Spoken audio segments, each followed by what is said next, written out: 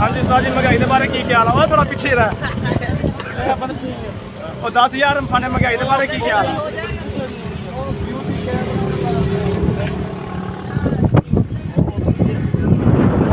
उस्ताद जी ये बंदे महंगाई के बारे कोई इंटरव्यू नहीं दे रहे, कोई गलबात नहीं कर रहे, की करिए इन्होंने बारे? राजी नहीं, कोई गल ही नहीं सही तरह करते पे, तुम दस दो यार, आप गां गल पहुँचावे ना। सही गल है, वैसे पेट्रोल की वजह तो सारे परेशान हो गए।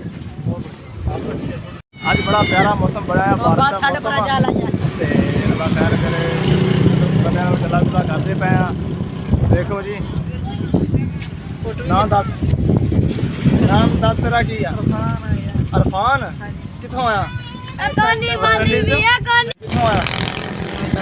मलतानो ऐसे की रहना मलतान रोटी मार्केट मर गई, कादी मजबूरी सी तेन है? उत्थे कई लोग रोटी खा के नहीं सौंदा, सर्दी लगन रही है साढ़े घट्टे तेन हम ठंड लगती पई है।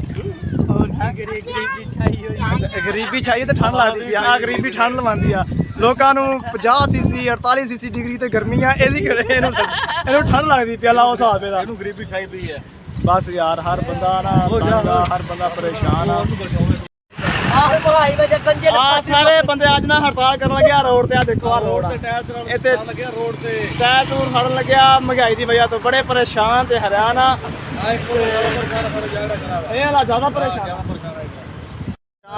बहुत ही परेशान आ। उस्ताद जी थोड़ा दसोगे कि अपनी गड्डी तो परेशान है जिदा होईगा मोबाइल केड़ा वो दे दा है क्या कि तेरे को करदा रहना मोबाइल केड़ा वा मोबाइल सस्ता जी पिछो मोदा है पिछो मैं तो देखता वो बोल एदी सारी जुबान ही चली गई बीवी तेरी इधर